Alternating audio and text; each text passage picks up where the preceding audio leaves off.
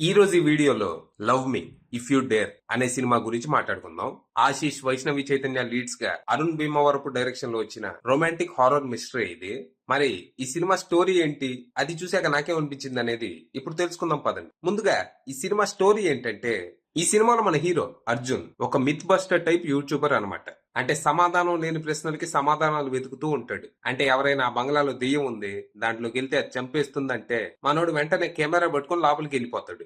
అలాగే ఇంకెవరైనా ఆ పని చెయ్యొద్దు, చేస్తే ప్రమాదం, చావును కొని తెచ్చుకున్నట్టే అని అంటే మనోడు మొహమాటం లేకుండా ఖచ్చితంగా ఆ పని చేస్తాడు. ఇలాంటివన్నీ వీడియోలు తీసి యూట్యూబ్ లో పెడుతూ ఉంటాడు అనమాట. ఒక రకంగా ఎక్కడ మిస్టరీ ఉంటే అక్కడికి వెళ్ళి వాటిని సాల్వ్ చేస్తూ ఉంటాడు. అలా రీసెంట్ గా మనోడికి ఏపీ కర్ణాటక బోర్డర్ లో ఉన్న ఓ పాడుపడ్డ అపార్ట్మెంట్ గురించి, అందులో ఉంటున్న దివ్యవతి అనే దెయ్యం గురించి తెలుస్తుంది. ఆ అపార్ట్మెంట్ గురించి, దివ్యవతి గురించి చుట్టుపక్కల ఊళ్ళో వాళ్ళంతా రకరకాలుగా మాట్లాడుకుంటూ ఉంటారు.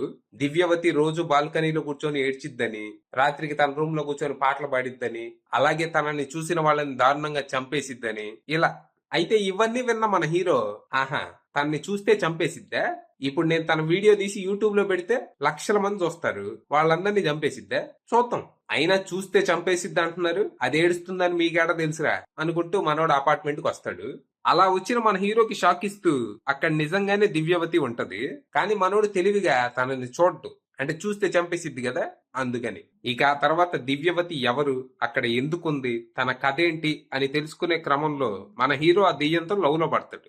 మరి తర్వాత ఏం జరిగింది, అసలు దివ్యవతి ఎవరు, తన కథ ఏంటి, తను ఎందుకు దెయ్యమైంది, తనని ఎవరైనా చంపారా, పగబట్టి దెయ్యమైందా, లేకపోతే వేరే ఏదైనా కారణం ఉందా, ఇంతకీ మన హీరో లవ్ స్టోరీ పరిస్థితి ఏంటి, అసలు తను దెయ్యంతో లవ్ లో ఎందుకు పడ్డాడు, దాని వెనకున్న కారణం ఏంటి, చివరికి ఈ ప్రేమ కథ ఎటుపోయింది, సఫలమైందా విఫలమైందా, ఇలాంటి క్వశ్చన్స్ ఆన్సర్స్ మీరు సినిమా చూసి తెలుసుకోవాలి. ఇక ఈ సినిమా పర్లేదు, టైం పాస్ అనేలా ఉంది. యాక్చువల్ గా దెయ్యంతో లవ్ స్టోరీ అనేది సిల్లీ ఐడియా. నేను కొంచెం స్కెప్టికల్ గానే థియేటర్కి వెళ్ళా, కానీ చాలా వరకు కన్విన్సింగ్ గానే చూపించారు. ఆడుగా అయితే అనిపించలేదు.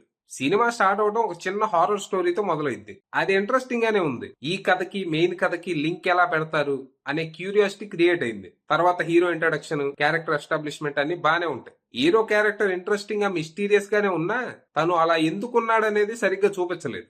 ఏదో ఉన్నాడంటే ఉన్నాడంతే, మనం యాక్సెప్ట్ చేయాలి. ఇక ఆ తర్వాత ఎక్కువ లేట్ చేయకుండా డైరెక్ట్ గా మెయిన్ స్టోరీలోకి వెళ్ళిపోతారు. మన హీరో అపార్ట్మెంట్ కి రావటం, దివ్యవతి ఉందని తెలుసుకోవటం, వెంటనే తను ఎవరో తెలుసుకునే ప్రయత్నం చేయటం, ఈ సీన్స్ అన్ని బానే ఉంటాయి. ఇక్కడ హారర్ అండ్ మిస్టరీ ఎలిమెంట్స్ బానే వర్కౌట్ అయ్యాయి. కానీ దివ్యవతి ఎవరు అని తెలుసుకోవడం తలకి మించిన భారం అయిపోద్ది. ఒక ప్రశ్నకి సమాధానం దొరికిందనుకునే లోపే ఇంకో 10 ప్రశ్నలు పుట్టుకొస్తాయి. ఎన్నో ప్రశ్నలు, ఎన్నో చిక్కుముళ్ళు. ఇంటర్వెల్ టైం కి మన క్యూరియాసిటీ పెరిగిపోద్ది, అసలు తను ఎవరా అని. ఇక ఇంటర్వెల్ ట్విస్ట్ కూడా బానే ఉంది. ఇక సెకండ్ హాఫ్ కూడా ఫస్ట్ హాఫ్ లెవెల్లో ఉంటే చాలా అనుకున్నా, కానీ ఫస్ట్ హాఫ్ లో వాళ్ళు వేసిన చిక్కుముళ్ళు సెకండ్ హాఫ్ లో చిక్కుకుపోయాయి. అవి ఎలా విప్పాలో వాళ్ళకే అర్థం కాల. వాళ్ళు ఏదేదో చెబుతా ఉంటారు, మనం కూడా ఏదో అర్థమైనట్టు చూస్తా ఉంటాం అంతే. ఇక ఈ టైంలో వచ్చే ప్రీ క్లైమాక్స్ ట్విస్ట్ తో అప్పటిదాకా పర్లేదనిపించిన సినిమా కాస్త వేసాడుగా బిస్కెట్ అనేలా మారిపోద్ది. ఆ ట్విస్ట్ వల్ల అప్పటి వరకు చూసిన సినిమాకి అర్థం లేకుండా పోయింది. చాలా ఇల్లాజికల్ గా అనిపిస్తుంది. దాంతో ఏదో ఉందిలే అనుకుంటూ థియేటర్ నుంచి బయటకు వచ్చా. ఇక సినిమాలో పర్ఫార్మెన్స్ విషయానికి వస్తే ఆశీష్ పర్లేదనిపించాడు. అక్కడక్కడ కొంచెం తడబడ్డాడు గానీ ఓవరాల్ గా డీసెంట్ గానే చేశాడు. ఇక వైష్ణవి చైతన్య కూడా పర్లేదు, కానీ కొన్ని చోట్ల తన యాక్టింగ్ ఓవర్ యాక్టింగ్ లాగా అనిపించింది నాకు. ఇక సినిమాలో మిగిలిన క్యాస్ట్ అంతా ఎవరి క్యారెక్టర్లు తగ్గట్టు వాళ్ళు బాగానే చేశారు. ఇక మ్యూజిక్ విషయానికి వస్తే కీరవాణి గారు అందించిన బ్యాక్గ్రౌండ్ స్కోర్ బాగుంది, కానీ పాటలు మాత్రం అట్టట్టా ఉన్నాయి అంతే. ఇక cinematography, production values top notch ఉన్నాయి. విజువల్ గా అయితే వంక పెట్టడానికి ఏమీ లేదు. ఇక ఎడిటింగ్ కొంచెం వీక్ గానే ఉంది. ఇక రైటర్ డైరెక్టర్ అరుణ్ భీమవరం విషయానికి వస్తే ఆయన డైరెక్షన్ వరకు పర్లేదు, కానీ రైటింగ్ మాత్రం వీక్ గా ఉంది. అంటే ఆయన రైటింగ్ చాలా కాంప్లికేటెడ్ అయిపోయింది, క్లారిటీ లేదు. ఓవరాల్ గా unique idea, but faults in execution. Final గా చెప్పేది ఏంటంటే, ఏ ఎక్స్పెక్టేషన్స్ లేకుండా ఈ వీకెండ్ ఏదైనా టైం పాస్ కోసం ఒక సినిమా చూద్దాం అనుకుంటే ఈ సినిమా ట్రై చేయొచ్చు. అది విషయం.